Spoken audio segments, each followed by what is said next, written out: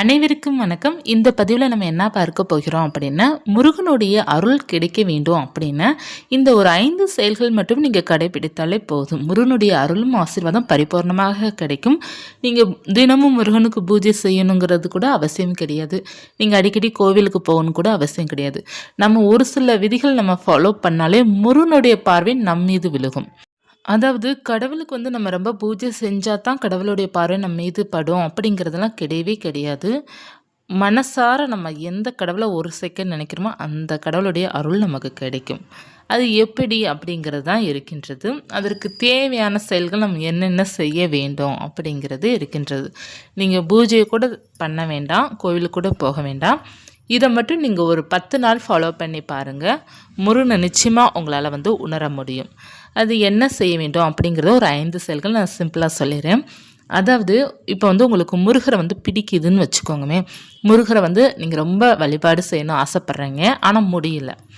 நீங்கள் ஓக்குலேயே ரொம்ப பிஸியாக இருக்கிற ஆட்களாக இருக்கிறீங்க அப்படின்னா நம்ம என்ன செய்ய வேண்டும் அப்படின்னா, முருகனை எப்போதுமே மனசுக்குள்ளே அவரை நினச்சிட்டே இருக்கணும். அதாவது மானசீக வழிபாடு சொல்லுவாங்க. மானசீக வழிபாடு அப்படிங்கிறது நம்ம மனசுலே அவரை நிறுத்தி வழிபாடு செய்கிறது தான் மானசீக வழிபாடு. இப்போ அந்த முருகனுடைய உருவத்தை நம்ம நேராக கண்ணால் பார்ப்பதை விட மனசுக்குள்ளே, அதாவது கண்ணுக்குள்ளே வைத்து அவருடைய உருவத்தை வைத்து நம்ம வழிபாடு செய்கிறது தான் ரொம்ப பவர்ஃபுல்லாக இருக்கும். இதை பார்த்தீங்கன்னா யாரும் ட்ரை பண்ணுறது கிடையாது. நம்ம சுவாமி படத்தை வைத்து நம்ம பூஜை செஞ்சால் தான் சுவாமி ஏற்றுப்பாங்க, நமக்கு நிறையா நல்லது நடக்கும் நம்ம நினைக்கிறோம். இல்லை, இந்த மானசீக வழிபாடு தான் அதை விட 1000 மடங்கு நன்மைகள் கொடுக்கும். ஏன்னா மானசீக வழிபாடு அப்படிங்கிறது நம்மளுடைய மனசில் நல்ல முருகர் பதிஞ்சுக்கிடுவார். நம்மளுடைய வேண்டுதலும் பார்த்தீங்கன்னா ரொம்ப பாசிட்டிவாக இருக்கும். நமக்கு அந்த பிரபஞ்சம் நமக்கு நிறைய நடத்தி கொடுக்கறது என்ன அப்படின்னா, நம்ம மனசார நினைக்கிறது ஒன்று. அதற்காக தான் நிறைய பேர் சொல்லுவாங்களே, பாசிட்டிவாக நம்ம கற்பனை பண்ணோம் அப்படின்னா நமக்கு நடக்கும் சொல்கிறாங்க இல்லையா. அது என்ன அப்படின்னா, நம்மளுடைய எண்ணம் ஓட்டங்கள், அந்த காஸ்மிக் எனர்ஜி எல்லாமே நமக்கு சப்போர்ட் கொடுக்கும் இந்த மனசார நம்ம வழிபாடு செய்யும்போது எல்லாமே. ஆனால் நீங்கள் மனசுக்குள்ளேயே நீங்கள் ஒரு இறைவனை பிரார்த்தனை பண்ணும்போது இன்னமும் உங்களுக்கு பவர் அதிகமாக இருக்கும். ஆனால் நீங்கள் மனசுக்குள்ளேயே முருகரை உருவத்தை வச்சுட்டு நீங்கள் மனசுக்குள்ளேயே முருகன்கிட்ட பேசினாலே போதும், முருகனுடைய அருள் உங்களுக்கு கிடைக்கும்.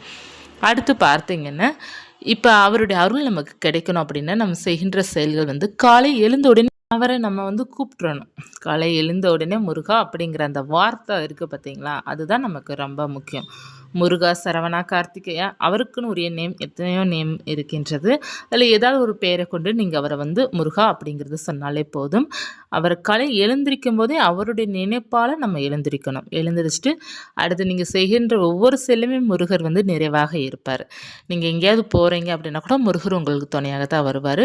நீங்கள் ஒரு இடத்துக்கு போகிறீங்க அப்படின்னா மனசுக்குள்ளேயே நீங்கள் சொல்லணும், முருகன் அந்த இடத்துக்கு நான் போயிட்டு வரேன், அந்த செயல் நல்லபடியாக முடியணும் அப்படிங்கிறத நீங்கள் மனசுக்குள்ளேயே சொன்னாலே போதும், முருகனுக்கு கேட்கும். நீங்கள் மானசீக வழிபாடுக்கு எல்லாமே நம்ம மனம் சம்மந்தப்பட்டதான். நம்ம கடவுளுக்கு வழிபாடு செய்கிறது அது வேற, இது மானசீக வழிபாடு. மானசீக வழிபாடுக்கு நமக்கு எதுவுமே தேவை கிடையாது, பூ தேவை கிடையாது, எதுவுமே தேவையில்லை. நமக்கு மனசு மட்டும் இருந்தால் போதும். மனம்தான் நமக்கு, மனசுக்குள்ளே தான் கோவில், மனசுக்குள்ளே தான் தீபச்சுடர், எல்லாமே மனசுக்குள்ளே தான் இருக்கும். இந்த மாதிரி நீங்கள் ஒரு 10 நாள் கற்பனை செய்து பாருங்கள். முருகனுடைய அருள் பரிபூர்ணமாக உங்களுக்கு கிடைப்பதை உங்களால் நிச்சயமாக உணர முடியும். அவர் மேலே அதிகப்படியான நம்பிக்கை உங்களுக்கு வர ஆரம்பிக்கும். அதே போல் முருகர் நம்ம கூட இருக்கிறாரு அப்படிங்கிறத நம்ம நம்பணும். அந்த கடவுள் நம்மக்கிட்ட இருக்கிறாங்க, நம்ம பக்கத்தில் இருக்கிறாங்க, நம்ம எங்கே போனால் நமக்கு துணைக்கு வருவாங்க. ஏதாவது ஒரு செயல் தவறுதல் நடக்குதுன்னா கூட அது பக்கத்தில் இருந்து அவரை நமக்கு தட்டி கொடுக்குறாரு அப்படிங்கிற மாதிரி நம்ம கற்பனை செய்கிறோம், அப்படி இருக்கிறோம் அப்படின்னு நிச்சயமாக அவர் நம்ம கூட தான் இருப்பார். நம்ம எந்த அளவுக்கு அவரை நினைக்கிறோமோ அந்த அளவுக்கு நமக்கு பக்கத்தில் தான் அவர் இருப்பார். நீங்கள் உணர்ந்தால் தான் இது தெரியும். இப்போ மானசீகமாக நம்ம அவரை நினைக்கும் போது அவர் நம்ம பக்கத்தில் இருப்பது போலே ஒரு ஃபீல் நமக்கே தரும். ஒரு நாள் 2 நாளில் வராது, ஒரு 10 நாள் நீங்கள் வச்சு பாருங்கள். கட்டாயமாக உங்களுக்கு முருகர் உங்கள் பக்கத்தில் இருப்பது போல், உங்களுக்கு அவருக்கு ஏதோ ஒரு பாண்டு இருக்கிற போல் இருக்கும். அதாவது அவருடைய சும்மா சாதாரண படத்தை பார்த்தா கூட என்னமோ அவர் உங்ககிட்ட சொல்ல வர்றது போல், உங்களை பார்ப்பது போல் உங்களுக்கு அந்த ஒரு ஃபீல் வரும். அடுத்து பார்த்தீங்கன்னா, நீங்கள் எங்கேயாவது போயிட்டு வரும்போது நீங்கள் நல்லபடியாக அந்த செயல்கள் நிறைவேறிடுச்சு, போன காரியம் சக்ஸஸ் ஆயிடுச்சு, வெற்றி ஆயிடுச்சு அப்படின்னா அவருக்கு நம்ம நன்றி சொல்லணும். அதுதான் ரொம்ப முக்கியம். நம்ம எந்த அளவுக்கு எதுனா ஒரு தவறுதல் நடந்தது அப்படின்னா முருகரை திட்டுறோமோ, அதே போல் நமக்கு நல்லது நடந்தது அப்படின்னா முருகருக்கு நம்ம நன்றி சொல்லணும். நமக்கு ஏதாவது ஒரு ப்ரொமோஷன் கிடைச்சாலும் நன்றி சொல்லணும். முருகா, உன்னால தான் எனக்கு கிடச்சிருக்கு, ரொம்ப நன்றி அப்படிங்கிறது சொல்லணும். மனசுக்குள்ளே சொன்னால் போதும். நீங்க போயிட்டு பூஜை அறையில போயிட்டு விளக்கேற்றி வச்சுட்டு நான் எல்லாம் ரெடி பண்ணிட்டு தான் சொல்லணும் அப்படிங்கிறது இல்ல. மனசுக்குள்ளே முருகா எனக்கு இந்த காரியம் வந்து நல்லபடியா முடிந்ததுக்கு ரொம்ப நன்றி அப்படிங்கிற மாரி நம்ம சொல்லிக்கிடணும். அதேபோல வந்து ஒரு நல்ல ஒரு உணவு கிடைத்தா கூட நன்றி சொல்லணும். ஏன்னா நெறைய பேர் பார்த்தீங்கன்னா, உணவு வந்து சரியா கிடைக்காம எத்தனையோ பேர் வந்து சாப்பாட்டுக்கே வழி இல்லாம கஷ்டப்படுறாங்க இல்லையா? அப்படி இருக்கும்போது நமக்கு முருகன் வந்து நல்லபடியா ஒரு உணவு குடுத்துருக்குறாங்க. நமக்கு இருக்கிறதுக்கு ஒரு நல்ல வீடு இருக்கு. உடுத்துறதுக்கு நல்ல உடைகள் இருக்கின்றது. நல்ல குழந்தைகள் இருக்கிறாங்க. நல்ல ஒரு கணவர் இருக்கிறாங்க. நல்ல தாய் தந்தை நமக்கு இருக்கிறாங்க. நல்ல சகோதர சகோதரிகள் நமக்கு இருக்கிறாங்க. எல்லாமே நீங்க பாசிட்டிவா நெனச்சு அதுக்கு நன்றி சொல்லணும். எப்போதுமே ஏதாவது உங்களுக்கு வந்து யாராவது உதவி செஞ்சாங்கன்னு வச்சுக்கோங்களேன், நன்றி சொல்லணும். முருகனுக்கு நன்றி சொல்லணும். அவங்களுக்கும் நன்றி சொல்லணும். இவர்கள் மூலமா எனக்கு இந்த உதவி கிடைத்ததுக்கு நன்றி முருகா. உன்னுடைய அருளால தான் எனக்கு கிடைச்சிருக்கு. அப்படிங்கிற மாரி நம்ம மனசுக்குள்ளேயே சொல்லிக்கிட்டே இருந்தாலே போதும். எல்லாமே நமக்கு வந்து முருகன் கேட்டுக்கொண்டே தான் இருப்பாரு. நீங்க முருகன் மேல பக்தியா இருக்கிறீங்கன்னா, அவர் கேட்டுக்கிட்டு தான் இருப்பாரு. இல்ல இது சும்மா அப்படின்னா, அது சும்மா தான். நம்மளுடைய நம்பிக்கை ஒரு உணர்வு தான் இந்த மானசீக வழிபாட்டிற்கு வந்து ரொம்ப இம்பார்ட்டண்ட். அந்த நம்பிக்கை தான் நம்மள வந்து ஒரு ஃபீல் கொண்டு வரும். ஒரு உணர்வு வந்து நமக்கு கொண்டு வரும். அடுத்து பார்த்தீங்கன்னா, அதிகமாக கோபப்படக்கூடாது. அதிகமாக வந்து மற்றவர்கள அபச்சொல்லால சொல்லக்கூடாது. நீங்க மானசீகமா ரொம்ப முருகர்ட்ட வந்து பேச ஆரம்பிக்கிறீங்க. ரொம்ப உருகி வழிபாடு செய்றீங்க மனசுலயே. அவர வந்து ரொம்ப விரும்புறீங்க, நேசிக்கிறீங்க அப்படின்னா, மற்றவர்கள ஏதாவது ஒரு சொல்லால நீங்க சொல்றீங்கன்னா, அது பலிச்சிடும். அதனால வந்து ஏன்னா யாருமே பார்த்தீங்கன்னா, வேணும்னும் சொல்ல மாட்டாங்க. ஏதாவது கோபத்தில ஒரு சில சொல்கள் வந்து சொல்லுவாங்க இல்லையா? அந்த சொல்லாம் சொல்லக்கூடாது. அது உறவுக்குள்ள அந்த மாரி பிரச்சனை வரும் பார்த்தீங்களா? அந்த மாரி சொல்ல வேண்டாம். தேவையில்லாமல் வந்து கோபப்பட வேண்டாம். தேவையில்லாம அபத்தம் சொல் வந்து பேசக்கூடாது. நீங்க மானசீகமா முருகனை நினைக்க ஆரம்பிச்சிட்டிங்கன்னா, அபத்தம் சொல் வந்து சொல்லக்கூடாது. இல்ல முருகர் உங்களுக்குள்ள இருக்கிறாரு. அப்படி இருக்கும்போது நீங்க அந்த மாரி வார்த்தைகள் பேசுறீங்க அப்படின்னா, அது நடக்க ஆரம்பிச்சுரும். நடந்துருச்சு அப்படின்னா, உங்களுக்கு தான் அது ஃபீல் ஆகும். ஆரம்பத்தில பார்த்தீங்கன்னா, ஒண்ணும் தெரியாது. போக போக போக ஐயோ! நம்ம இப்படி பேசிட்டோமே அப்படிங்கிற மாதிரி ஒரு ஃபீல் ஆகும். இப்போ உறவுகளே அப்படிதானே. ஒரு சண்டை போடும்போது வார்த்தைகள் வந்து அதிகமாக விட்டுருவோம். அதற்கப்புறம் கொஞ்சம் நேரம் கழிச்சு, ஐயோ! நம்ம இப்படி திட்டியிருக்கக்கூடாது, இப்படி அடிச்சிருக்கக்கூடாது அப்படிங்கிற மாரி அந்த ஒரு ஃபீல் வரும் பார்த்தீங்களா? அது எல்லாமே அப்படித்தான். நம்ம ஆரம்பத்தில எல்லாருமே சடனா பேசுறது தான். அதற்கப்புறம் ஃபீல் ஆகும். அந்த மாரி வந்து முருகர் பக்தர்கள் வந்து இந்த மாரி வந்து பேசக்கூடாது. அதாவது மானசீகமா அவர நினைத்து கொண்டே இருப்பவர்கள் வந்து இந்த மாரி வந்து அபத்த சொல் வந்து பேசவே கூடாது. அடுத்து பார்த்தீங்கன்னா, மற்றவர்களுக்கு உதவி செய்யணும். அது பெரியவர்களுக்கு உதவி செய்வது பார்த்தீங்கன்னா, முருகனுக்கு உதவி செய்வதற்கு சமமாகும். பெரியவர்களுக்கும் மற்றும் குழந்தைங்களுக்கும். வயதானவர்கள் யாராவது வந்து உங்ககிட்ட சாப்பாடு இந்த மாரி கேட்டாங்க அப்படின்னா, வாங்கி கொடுங்க. அதேபோல சின்ன பிள்ளைங்க கூட உங்ககிட்ட ஏதாவது கேட்குறாங்க அப்படின்னா கூட வாங்கி கொடுக்குறது ஒன்று தவறு கிடையாது. ஏன்னா குழந்தையும் தெய்வம் ஒன்று சொல்லுவாங்க. அதே போல தான் வயதானவர் தோற்றத்தில தான் முருகன் வந்து காவிய உடையில யாராவது உங்ககிட்ட வந்து பேசுறாங்க, ஏதாவது கேட்குறாங்க அப்படின்னா, முடிந்த அளவுக்கு வந்து நீங்க சாப்பாடு வாங்கி கொடுங்க. அடுத்து ரொம்ப முக்கியமாக கடைபிடிக்க வேண்டியது என்ன அப்படின்னா, அவருக்கு உரிய தினத்தன்று அவரை மனசால நினைத்தாலே போதும். நம்மளுடைய வீட்டு நிலைவாசல்ல அவருக்கு வந்து ஓம் அப்படிங்கிறது கூட எழுதுறது ரொம்ப நல்லது. ஏன்னா அவருடைய அருள் நம்ம வீட்டில் இருக்கின்றது அப்படின்னா, நமக்கு நிச்சயமாக நல்ல பலனும் கிடைக்கும். நம்ம வீட்டில் பார்த்தீங்கன்னா பொருளாதார முன்னேற்றமும் சரி, நம்மளுடைய வீட்டு பார்த்தீங்கன்னா ஒரு தெய்வீக கடாட்சமும் சரி, அவருடைய அருளால் இன்னமும் சிறப்பாக இருக்கும். அதனால் அவருடைய அருள் நமக்கு வேண்டும் அப்படின்னா, அவரை வந்து மானசீகமாக நம்ம நினைக்க வேண்டும். ஒரு சில விதிமுறைகளை நம்ம ஃபாலோ பண்ண வேண்டும். அவருக்கு வந்து அவர் மீது உண்மையாக நம்ம நம்பிக்கை வைக்கணும். அவர் நம்ம கூட தான் இருக்கிறாரு அப்படிங்கிறத நம்ம உறுதியாக நம்ம நம்பணும். அடுத்து கற்பனைகள் செய்ய வேண்டும். அதாவது கற்பனைகள் அப்படின்னா எந்த நேரமும் கற்பனை பண்ணணும் அப்படிங்கிறது இல்லை.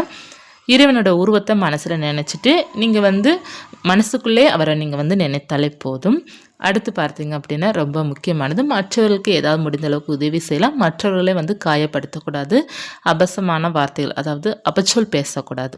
அந்த வார்த்தைகள் கெட்ட வார்த்தைகள் சொல்லுவோம் இல்லையா? அந்த வார்த்தைகள் வந்து அதிகமாக பேசக்கூடாது. நீங்கள் மானசீகமாக வழிபாடு செய்யும்போது. ஏன்னா அவர் வந்து உங்களுக்குள்ளே தான் இருப்பார். நீங்கள் வந்து அவர் அடிக்கடி மனசார நினைத்துட்டே இருக்கிறீங்க அப்படின்னா, அவர் உங்களுக்குள்ளே தான் இருப்பார். அந்த மாதிரி நம்ம வந்து தேவையில்லாத பேச்சுக்கள் வந்து பேசாமல் இருப்பது நல்லது. நம்ம மற்றவர்களை பார்த்து குறை சொல்லக்கூடாது. அதாவது ஒரு சில பேர் வந்து தவறு பண்ணியிருப்பாங்க. அவர்களை வந்து நம்ம குத்தி குத்தி காமிச்சு நம்ம வந்து அவங்கள ரொம்ப காயப்படுத்தக்கூடாது. அதே போல் மற்றவர்களை பார்த்து புரணி பேசக்கூடாது. அவர்கள் அப்படியாமே இப்படியாமேன்ட்டு நம்ம மற்றவர்களிடம் வந்து பேசக்கூடாது. இந்த மாதிரிலாம் ஒரு சில விஷயங்கள் நம்ம ஃபாலோ பண்ணுறோம் அப்படின்னா முருகருடைய அருள் வந்து சீக்கிரமாக நமக்கு கிடைக்கும். அவருடைய அருள் கிடைக்கணும் அப்படின்னா நம்ம கட்டாயமாக இதை ஃபாலோ பண்ணி தான் ஆகணும். முருகனுடைய அருள் கிடைக்கணும் அப்படின்னா நேர்மையாக இருக்கணும். எதுவுமே அதிகமாக பொய் சொல்லக்கூடாது. நமக்கு ஒரு பொய் சொல்லி நம்ம ஒரு காரியத்தில் வந்து வெற்றி அடையவே கூடாது. நம்ம உண்மையை சொல்லி அதில் தோற்று கூட போகலாமே தவிர பொய் சொல்லி அதில் வந்து வெற்றி அடையவே கூடாது. முருகர் பக்தர்கள் வந்து நேர்மையாக இருக்கணும். எந்த ஒரு செயலும் செய்தாலும் முருகன்கிட்ட சொல்லிட்டு செய்யுங்க. அது நல்லபடியாக முடியும். நல்லபடியாக முடிந்தது அப்படின்னா நன்றி சொல்லுங்கள். இல்லை எனக்கு அது சரியாக முடியல, ஒரு பிரச்சனையில் போய் முடிஞ்சிருச்சு அப்படின்னா, முருகன் இந்த பிரச்சனை நான் எப்படி சரி பண்ணணும் அப்படிங்கிற மாதிரி நீங்கள் கேட்டு பாருங்கள். அதற்கான வழிகள் உங்களுக்கு கிடைக்கும். எல்லாமே முருகர் A to Z நம்மளை வழிநடத்தி செல்வார். முருகருடைய அருள் நிச்சயமாக கிடைக்கும். நிறைய பேரால் பூஜை செய்ய முடியல, சஷ்டி என்று வழிபாடு செய்ய முடியல, நிறைய தடங்கள் இருக்கின்றது, நிறைய வேலைகள் அதிகமாக இருக்குது, ஷிஃப்ட்டு மாறுது, எனக்கு வந்து நைட் ஷிஃப்ட் இருக்குது, டே டைம் எனக்கு வந்து இல்லை, நான் நைட்டு ஷிஃப்ட்டு போயிட்டு காலையில் வந்து டயர்டாக தூங்கிறேன், என்னால் சுவாமிக்கு தீபம் கூட ஏற்ற முடியல அப்படின்னு ஒரு சில பேர் சொல்லத்தான் செஞ்சாங்க இந்த சஷ்டி வழிபாடு. அந்த மாதிரி இருப்பவர்கள், இல்லை எனக்கு வந்து சுவாமி மேலே வந்து அந்தளவுக்கு வந்து பூஜை பண்ணணுங்கிற இன்ட்ரெஸ்ட்லாம் கிடையாது, ஆனால் எனக்கு இறைவோட நம்பிக்கை இருக்குது, இறைவன் நம்பிக்கை இருக்குது, அப்படி இருப்பவர்களும் இந்த மாதிரி ட்ரை பண்ணிக்கோங்க. எனக்கு வந்து வேலை இருக்குது, எனக்கு முடியல, எங்கள் வீட்லேயும் வேலை இருக்குது, வெளியிலேயும் எனக்கு வேலை இருக்குது, எனக்கு டைமே இல்லை பூஜை செய்கிறதுக்கு, சுத்தமாக டைம் கிடையாது, வெள்ளிக்கிழமை செவ்வாய்க்கிழமை கூட என்னால் பண்ண முடியல, அப்படி இருப்பவர்களும் இந்த மாதிரி மனசுக்குள்ளே நினச்சிக்கோங்க. நிச்சயமாக முருகன் உங்கள் கூட தான் இருப்பார். நம்மளால் எப்போ முடியுதோ அப்போ நீங்கள் விளக்கேற்றி வைத்து வழிபாடு செய்யுங்க. மற்ற நாள் அவரை மனசில் மட்டும் நீங்கள் நினச்சிக்கோங்க. அவருடைய அன்பு எப்போதுமே உங்களுக்கு இருக்கும். இந்த தகவல் உங்களுக்கு பயனுள்ளதாக இருக்கும்னு நினைக்கிறேன். இருந்தால் லைக் பண்ணிக்கோங்க. இது போன்ற ஆன்மீக தகவல், முருகன் பற்றிய தகவல் தெரிந்து கொள்ளணும் அப்படின்னா ராஜேஷ் செல்வம் யூடியூப் சேனலை சப்ஸ்கிரைப் பண்ணி வச்சுக்கோங்க. நன்றி.